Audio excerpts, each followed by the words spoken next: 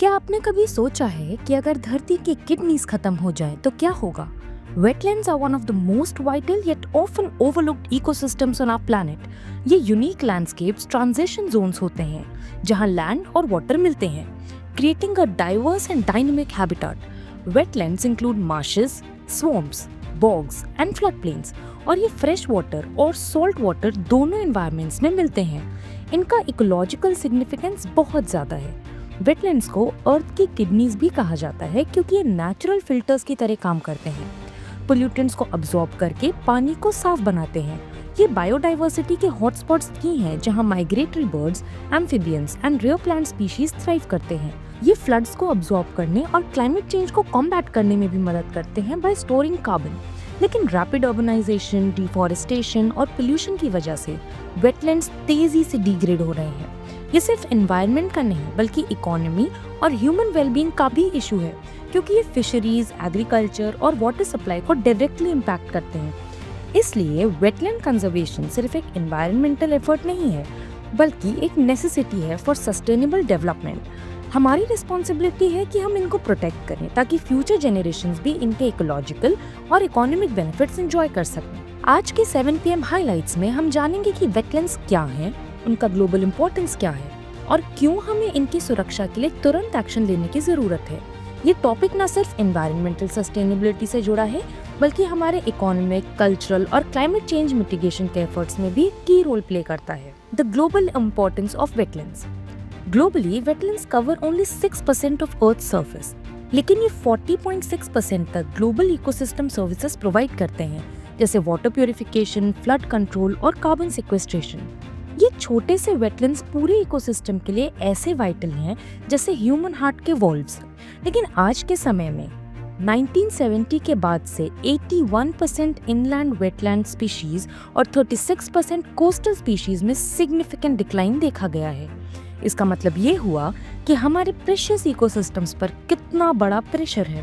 क्या आपको पता है 1970 से 2015 के बीच वेटलैंड्स का सरफेस एरिया 35% तक घट गया है। अर्बनाइजेशन, इंडस्ट्रियलाइजेशन और पोल्यूशन की वजह से हमारे वेटलैंड सिर्फ इकोलॉजिकल बैलेंस ही नहीं बल्कि क्लाइमेट रेगुलेशन और लोकल इकोनॉमीज के लिए भी खतरे में पड़ गए हैं। For instance in Cali, Colombia, urban wetland degradation ने हर हेक्टेयर के हिसाब से $76,000 का इकोनॉमिक लॉस क्रिएट किया। ये एक डेटा है जो हमें बताता है कि नेचर का लॉस कितना महंगा पड़ता है। रीसेंट COP14 मीटिंग जो 2022 में हुई उसमें भी हाईलाइट किया गया कि वेटलैंड्स को sustainable development goals, global biodiversity framework और UN decade on ecosystem restoration के साथ लिंक करना बहुत जरूरी है। ये इंटरनेशनल डायलॉग दिखाता है कि वेटलैंड्स की कंजर्वेशन पर दुनिया भर में कितना फोकस है और ये हमारे फ्यूचर के लिए कितना ज्यादा क्रिटिकल है। Global threats to wetlands. जब हम ग्लोबल पर्सपेक्टिव से देखते हैं तो वेटलैंड्स पर आने वाले थ्रेट्स बहुत ही सिवियर हैं। अर्बनाइजेशन और इंडस्ट्रियल एक्सपेंशन के कारण 1900 के बाद से लगभग 50% वेटलैंड्स गायब हो चुके हैं। हर साल 0.78% का लॉस हो रहा है। ये एक स्टेडी डिक्लाइन है जो हमारे फ्यूचर जनरेशंस के लिए बड़ी चिंता का विषय है। अर्बन ग्रोथ के साथ साथ एग्रीकल्चरल एक्सपेंशन और इंफ्रास्ट्रक्चर डेवलपमेंट ने वेटलैंड्स को फ्रेगमेंट कर दिया है। ये फ्रेगमेंटेशन ना सिर्फ स्पीशीज लॉस का कारण बनता है बल्कि लोकल कम्युनिटीज की लाइवलीहुड पर भी डायरेक्ट इम्पैक्ट डालता है। ग्लोबल वार्मिंग और क्लाइमेट चेंज के चलते वेटलैंड्स के कार्बन स्टोरेज कैपेबिलिटीज भी कॉम्प्रोमाइज हो जाती हैं, जिससे क्लाइमेट रेगुलेशन में काफी प्रॉब्लम आती है। Situation of wetlands in India. अब चलिए भारत की बात करते हैं। इंडिया ने रामसर कन्वेंशन को साइन किया है, जिसका मतलब है कि हम ग्लोबली रिकॉग्नाइज्ड वेटलैंड्स के कंजर्वेशन के लिए कमिटेड हैं। 2023 तक भारत के पास 75 रामसर साइट्स हैं जो 1.33 मिलियन हेक्टेयर्स को कवर करती हैं, लेकिन ये सिर्फ 8% है हमारे 15.98 मिलियन हेक्टेयर्स के मैप्ड वेटलैंड्स का। ये एक आई ओपनर है कि हमारे पास कितने वैल्यूएबल वेटलैंड्स हैं जिनको प्रॉपर प्रोटेक्शन नहीं मिल पा रही है। इंडिया में वेटलैंड्स के 2 मेजर टाइप्स हैं। नेचुरल वेटलैंड्स, जिनमें से 43.9% इनलैंड और 22.7% कोस्टल वेटलैंड्स हैं, और फिर आर्टिफिशियली मेंटेन वेटलैंड्स। पर स्टडीज दिखाती हैं कि पिछले 4 दशकों में 30% नेचुरल वेटलैंड्स का लॉस हुआ है। मुंबई में 1970 से 2014 के बीच 71% वेटलैंड्स खो गए हैं। ईस्ट कोलकाता वेटलैंड्स 36% श्रिंक हो चुके हैं और चेन्नई में तो 85% वेटलैंड्स वैनिश हो गए हैं। ये डेटा हमारे लिए बहुत ही चिंताजनक है, क्योंकि ये बताता है कि हमारे अर्बन सेंटर्स के डेवलपमेंट के चलते हम अपने नेचुरल रिसोर्सेज को कितना इग्नोर कर रहे हैं। Why wetlands matter, the relevance and implications। Wetland सिर्फ एक इकोलॉजिकल नीश नहीं, बल्कि हमारी इकोनॉमी, क्लाइमेट और पब्लिक हेल्थ के लिए एक इंटीग्रल पार्ट है। ये नेचुरल बफर्स हैं जो फ्लड कंट्रोल, वाटर प्योरिफिकेशन और कार्बन सिक्वेस्ट्रेशन में क्रिटिकल रोल प्ले करते हैं। अगर हम वेटलैंड्स को प्रोटेक्ट नहीं करते तो न सिर्फ बायोडाइवर्सिटी का लॉस होगा, बल्कि क्लाइमेट चेंज के इम्पैक्ट्स और भी वर्सन हो सकते हैं। ये छोटे इकोसिस्टम्स ग्लोबल क्लाइमेट मिटिगेशन के लिए एक नेचुरल एयर कंडीशनर और वाटर फिल्टर का काम करते हैं। इकोनॉमिक पर्सपेक्टिव से देखा जाए तो वेटलैंड सपोर्ट करते हैं local communities through fisheries, agriculture and eco tourism. लेकिन इन इकोसिस्टम्स का लॉस, जैसे कि कोलंबिया के अर्बन एरियाज में हुआ है, डायरेक्टली इकोनॉमिक लॉस में ट्रांसलेट होता है। इन सब डेटा ड्रिवन इनसाइट से ये क्लियर है कि वेटलैंड्स कंजर्वेशन हमारे लिए एक अर्जेंट प्रायोरिटी है। The challenges and opportunities in wetland conservation. India और दुनिया भर में वेटलैंड्स के कंजर्वेशन के लिए हमें कुछ मेजर चैलेंजेस फेस करने पड़ते हैं। सबसे पहले अर्बनाइजेशन और इंडस्ट्रियल डेवलपमेंट वेटलैंड्स को डायरेक्टली इम्पैक्ट करता है।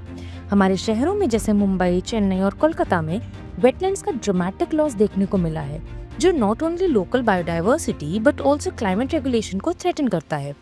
दूसरा, गवर्नेंस और लैंड पॉलिसीज में कमी की वजह से वेटलैंड कंजर्वेशन एफर्ट्स इनकम्प्लीट रह गए हैं। पॉलिसी फ्रेमवर्क्स को इंटीग्रेट करने की जरूरत है, जिससे वेटलैंड्स को अर्बन प्लानिंग और इकोनॉमिक पॉलिसीज का पार्ट बनाया जा सके। थर्डली, ग्लोबल क्लाइमेट चेंज से वेटलैंड्स के इकोसिस्टम पर एडिशनल स्ट्रेस पड़ रहा है, जैसे उनके कार्बन सिक्वेस्ट्रेशन कैपेसिटीज और कॉम्प्रोमाइज हो रहे हैं। लेकिन इन चैलेंजेस के साथ अपॉर्चुनिटीज भी हैं। रामसर कन्वेंशन और COP14 जैसे ग्लोबल फोरम्स ने इकोसिस्टम बेस्ड अप्रोचेस को हाईलाइट किया है। ये प्लेटफॉर्म सजेस्ट करते हैं कि वेटलैंड कंजर्वेशन को डेवलपमेंट प्लान्स में इंटीग्रेट करना चाहिए। अगर हम better management practices, stronger policies और लोकल कम्युनिटीज के इन्वॉल्वमेंट के साथ वेटलैंड्स को प्रोटेक्ट करते हैं, तो हम not only climate change mitigation में हेल्प कर सकते हैं, बल्कि सस्टेनेबल डेवलपमेंट के लिए एक रॉबस्ट फ्रेमवर्क भी एस्टैब्लिश कर सकते हैं। Integrating wetlands into development plans. आज के अर्बन डेवलपमेंट में वेटलैंड्स को एक स्ट्रैटेजिक रिसोर्स के रूप में देखना काफी जरूरी है। इंफ्रास्ट्रक्चर प्रोजेक्ट्स को प्लान करते वक्त वेटलैंड्स की इकोसिस्टम सर्विसेज को इंटीग्रेट करना होगा। ये अप्रोच हमें लॉन्ग टर्म बेनिफिट्स प्रोवाइड करेगी, जैसे कि सस्टेनेबल वाटर मैनेजमेंट और enhanced quality of life for urban populations. Data से ये भी क्लियर होता है कि वेटलैंड्स के कंजर्वेशन से हम ग्लोबल क्लाइमेट गोल्स को अचीव करने में काफी मदद ले सकते हैं। क्लाइमेट चेंज मिटिगेशन स्ट्रैटेजीज में वेटलैंड्स का रोल बहुत सिग्निफिकेंट है। ये कार्बन सिंक्स हैं जो ग्रीन हाउस गैस एमिशंस को अब्सॉर्ब करते हैं। अगर हम इन इकोसिस्टम्स को प्रिजर्व करते हैं तो हम अपने क्लाइमेट चेंज कमिटमेंट्स को फुलफिल करने में एक बड़ा कदम उठा सकते हैं। तो दोस्तों, वेटलैंड्स के कंजर्वेशन को प्रायोरिटी देना अब हमारे हाथ में है। हमें अपने एग्जिस्टिंग पॉलिसीज को रिव्यू करना होगा, अर्बन डेवलपमेंट प्लान्स को वेटलैंड फ्रेंडली बनाना होगा और कम्युनिटी एंगेजमेंट के थ्रू इन नेचुरल ट्रेजर्स को बचाना होगा। ये सिर्फ एनवायरमेंटल इशू नहीं है, बल्कि इकोनॉमिक और सोशल इशू भी है। गवर्नमेंट, प्राइवेट सेक्टर और लोकल कम्युनिटीज का कोऑर्डिनेटेड एफर्ट रिक्वायर्ड है, ताकि वेटलैंड्स की हेल्थ को रिस्टोर किया जा सके और उनका सस्टेनेबल मैनेजमेंट हो सके। अब ये सोचिए कि क्या हम अपने आने वाली पीढ़ियों के लिए एक ऐसी धरती देंगे जहाँ पर वेटलैंड्स वैनिश हो चुके हों? क्या हम रेडी हैं ग्लोबल क्लाइमेट चेंज के इम्पैक्ट्स को फेस करने के लिए बिना इन नेचुरल कार्बन सिंक्स के? अगर आपके पास एक चांस हो तो आप अपने शहर के पास वेटलैंड्स को बचाने के लिए क्या करेंगे? तो ये थे आज के 7 PM हाइलाइट्स के इनसाइट्स। हम सबका फ्यूचर इनसे ही जुड़ता है और ये है आज की अर्जेंट प्रायोरिटी। सोचिए, समझिए और जुड़े रहिए, क्योंकि हर एक एक्शन से हम अपने कल को बेहतर बना सकते हैं। मिलते हैं अगले एपिसोड में एक नए पर्सपेक्टिव के साथ। तब तक के लिए ये सवाल आपके पास है कि क्या आप अपने पास के वेटलैंड्स को बचाने के लिए तैयार हैं? अगर आपको ये वीडियो पसंद आई हो तो लाइक करें, शेयर करें और सब्सक्राइब करें फोरम IAS को।